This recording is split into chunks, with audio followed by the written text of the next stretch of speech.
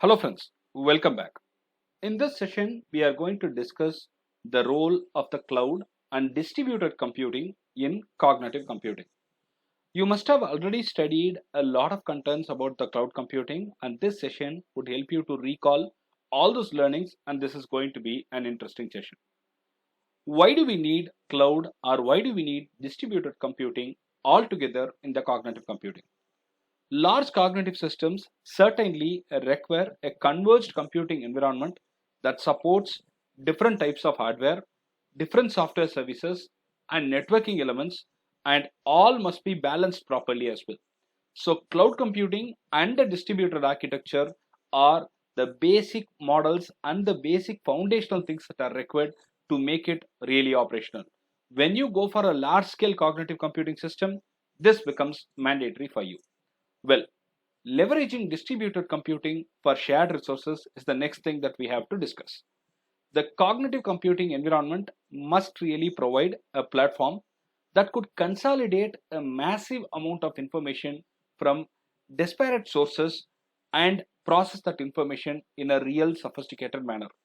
And the system should also implement advanced analytics as and when required to gain insights into the complex data.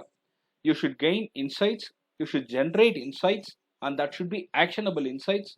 For that, you need real advanced analytics in picture. So clearly, a single integrated system would be certainly very impractical for us to get all these things accomplished, and we are trying to bring so many different elements together. So with a single integrated system, it would be very, very difficult.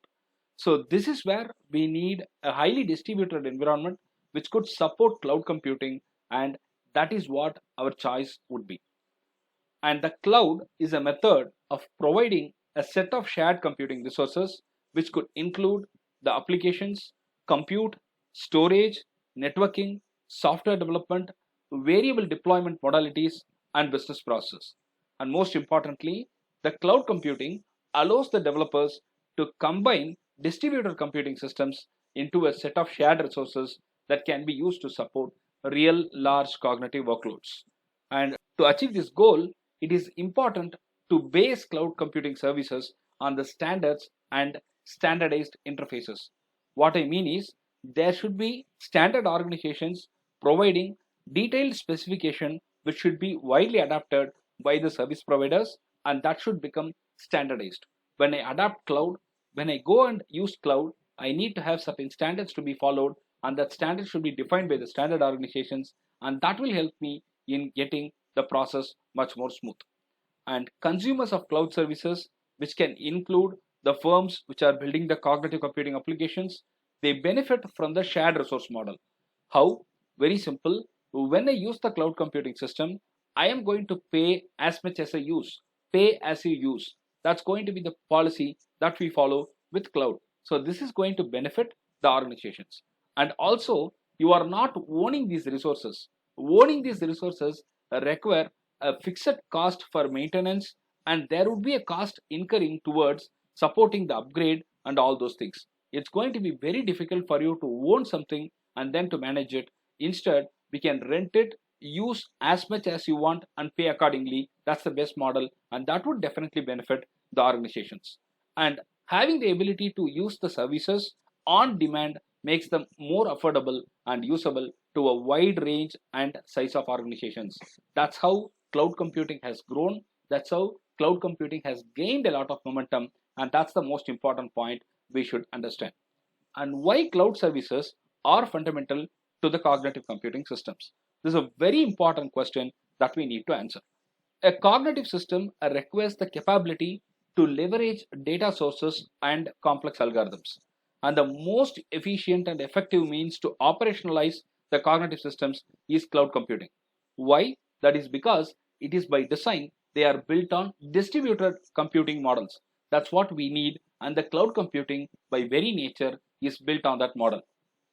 Without distributing computing capabilities via the internet, www or the web, that whatever we are using would never have come into existence, and we would never have gotten an opportunity to use it. So, in fact, the web was designed to enable researchers to share their documents, images, videos, or audio files by simply assigning addresses without regard to the meaning of the content. So that's how it all evolved. We wanted to share contents and we could share anything as you want, the documents, images, video, audio and whatnot. How do we do that? By just specifying an address, we should be able to share that. And with cognitive computing, the environment is further optimized to support a massive amount of data that must be analyzed and organized based on the patterns. Please remember, with the cognitive computing, we are improving this. We are getting it to the next level. Now, for an instance, the source data may be distributed across hundreds of different structured and unstructured information sources. Now, in order to orchestrate the access to these sources, the cloud environment may have a catalog, or they may have an index, or there could be registry of pointers to the data, or they can be metadata as well. And there may be also a requirement for analytics that leverage high powered computing capabilities. And an additional benefit of the cloud computing is also the underlying distributed model, which is already having the ability to access high powered computing engines to solve complex science, engineering, and business problems, whatever the cognitive systems are expected to solve. The organization would not have to purchase anything. You do not have to really invest a lot of money on high-end systems, running them, setting them up, maintaining them, and all these are not required now by the organization which is adopting this model where cloud services will not require you to do all this stuff. That's the most important point that you need to understand. And the cloud is purpose built so that it can support different workloads and characteristics of those workloads. And please understand, two terms are very important here. One is elasticity and another one is self-service provisioning. Elasticity is a very important term that comes into picture for the first time. And what is it? Very simple. It is the ability for the consumers to increase or decrease the amount of compute, storage or networking. As I need, I should be able to expand. As I need, I should be able to contract it. So I should be able to reduce it. When I need, I can expand. When I don't need, I can quit. So it can be compute, it can be storage, it can be networking. Under the elasticity, we should first discuss the scaling. I mean, we have to understand what scaling is. With the cloud elasticity, you can scale the service to process shifting workloads. There are two primary models that you can go ahead with scaling. One can be horizontal scaling, another one can be vertical scaling. The horizontal scaling is called scaling out or scaling in, which means the same type of service is expanded based on the need of the workload. As more of the same capability is needed, the system will allocate more resources. As the need diminishes or reduces, those resources will be released and they will be back to the pool. Vertical scaling is called as scaling up, which means that the computing resource will get expanded, it creating a better match between the workload and the computing environment. Rather than adding more servers, a scale-up environment enables you to add additional memory or storage to existing system environment. It is not about adding more servers, it is about scaling up. It is about adding more memory or storage to the existing system environment. And distributed processing on the other side, with the growth in the big data, we have been dealing a lot of big data related learning. The ability to distribute processing across the compute nodes to gain better performance is increasingly becoming very, very important. The idea of the distributed file system is not new to all of us. Like, we are dealing with new technologies which are like NoSQL, HBase, Hadoop, all those are there, and they are actually telling us how much important it is to go with distributed file system approach. Using the cluster of machines within a cloud to process complex algorithms is becoming very, very critical. Cognitive computing just not requires ingesting data, but also the ability to analyze the complex data and to provide potential answers to complex questions and the complex requirements. And we are getting into the next topic, which is the cloud computing models. Public, private, and hybrid clouds are the deployment types that define where and how computing, resources, and services are provisioned. We can get into public cloud, private cloud, and hybrid cloud mode. We have other modes as well. We will first learn the public cloud approach. In this kind of deployment, the cloud resources and services are owned and operated by a third-party cloud service provider. It's like Amazon, Microsoft Azure, Google Cloud Platform, or any of these. These resources are made available to the public, you and me, or a large customer base over the internet. The public clouds are highly scalable and they are very cost effective, and the users pay for the resources they consume. Pay as you go is the model that we follow here. These are very suitable for a wide range of cases, from simple web hosting to data storage and data processing. That is called public cloud deployment. Private cloud is a cloud infrastructure that is solely owned, operated, and used by a single organization. For an instance, you want to set up something within your organization and you want to fully own it, you call it private cloud approach. It can be hosted on premises with the organization's data centers or in a dedicated infrastructure provided by the cloud service provider. Private clouds will give you excellent control, undoubtedly greater security levels, and customization options will also be provided to you, which are far superior when you compare it to public cloud.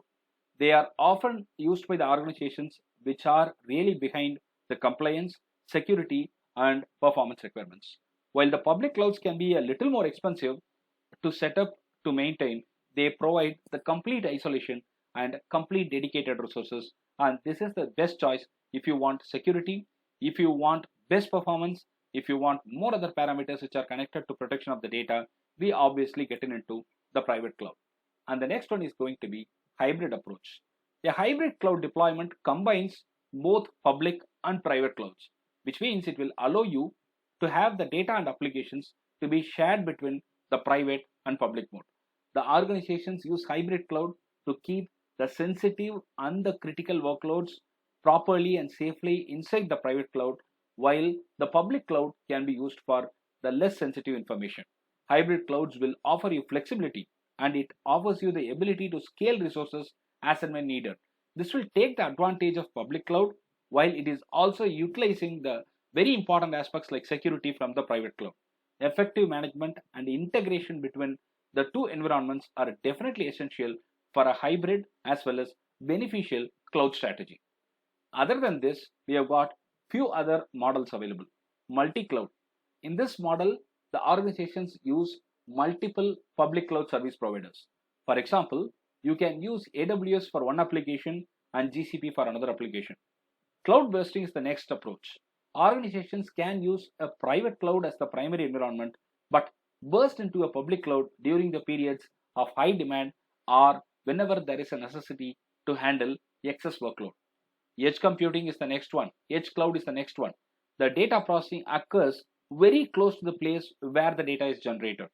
This model will combine private and public cloud resources to handle data processing in the distributed environments. So we have seen private, public, hybrid, and multi-cloud, cloud bursting, as well as edge cloud.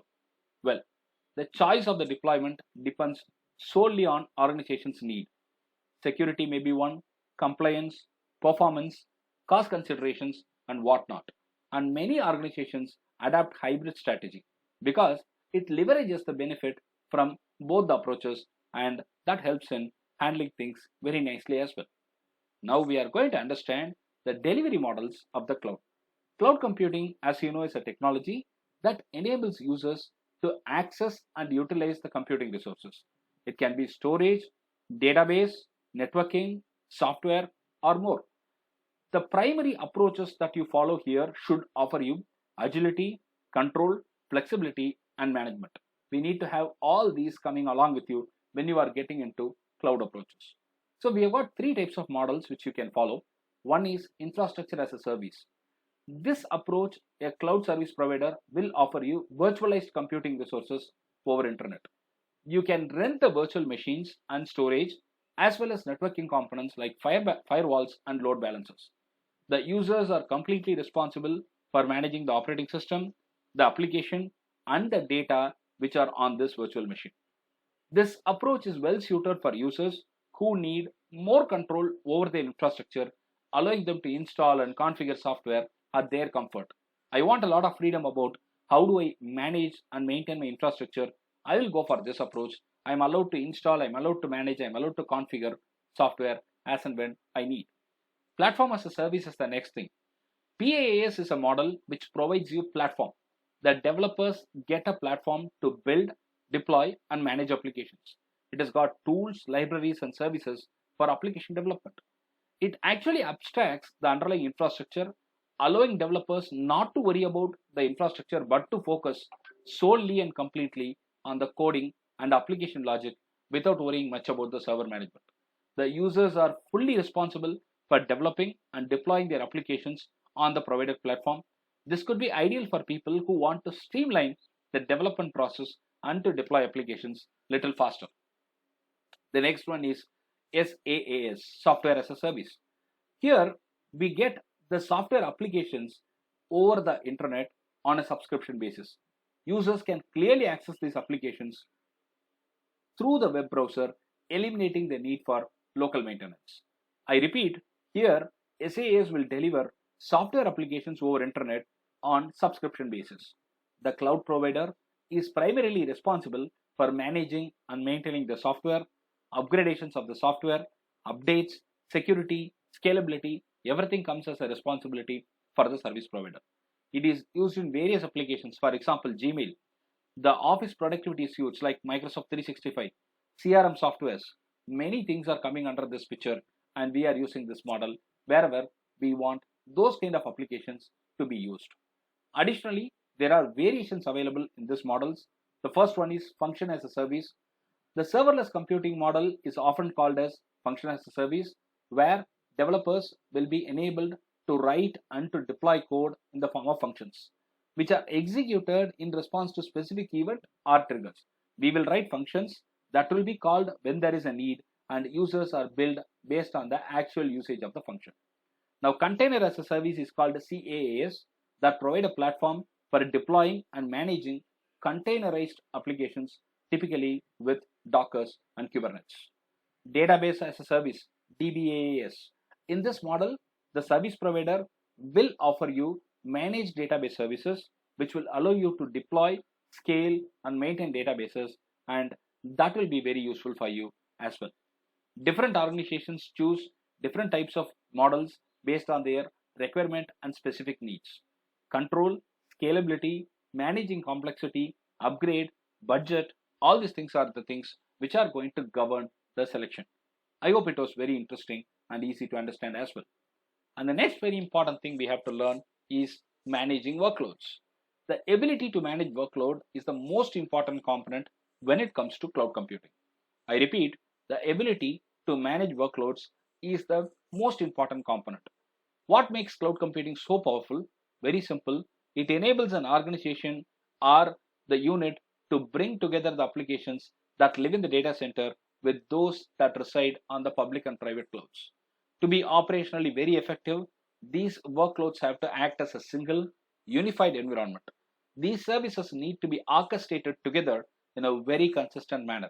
And most important fundamental approach used to achieve the consistency is to have the workloads abstracted from the underlying hardware. Workload management in traditional data center has been centrally controlled through a job scheduling programs. We call it scheduling programs. Multiple scheduling methods are there, and the cloud computing environment is a different dynamic entirely because the workloads are rarely scheduled in a predictable manner. It may not be predictable at all. So the cloud workload management depends on the load balancing.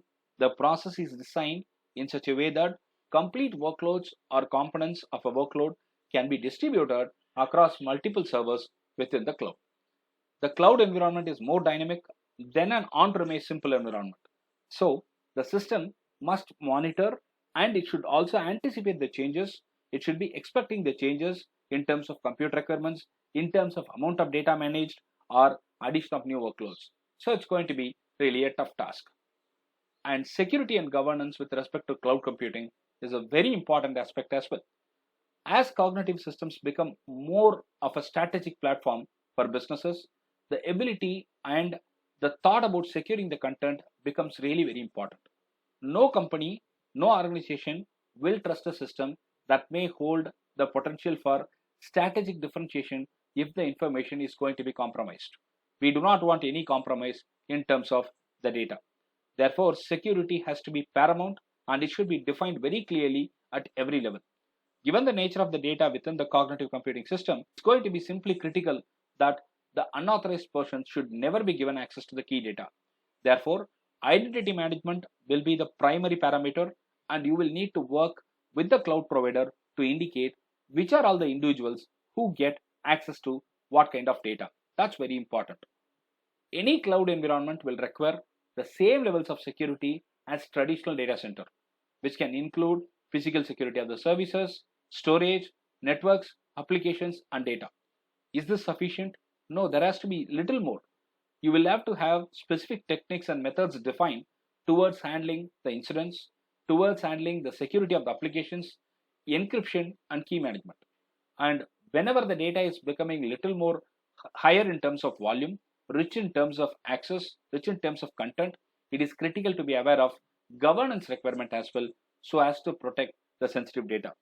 Now, different industries are there, different markets are there, even different countries are there. They have got specific requirements which one has to follow. In the United States, there is a regulation called as HIPAA, the Health Insurance Portability and Accountability Act of 1996, that mandates that an individual's health information should be kept private. Likewise, every country, every region has got its own rules and regulations and laws which are to be definitely followed. Countries like Germany and France have got specific regulations where a person's data can be stored. Therefore, although cloud will have a set of data protections built into the environment, you are still responsible for the protection of sensitive data. This gets further complicated when you get into the hybrid environment where the data gets distributed. Overall, the governance is very important, access control is very important, and every company will have its own requirements to audit its own security, including the public and the private clouds.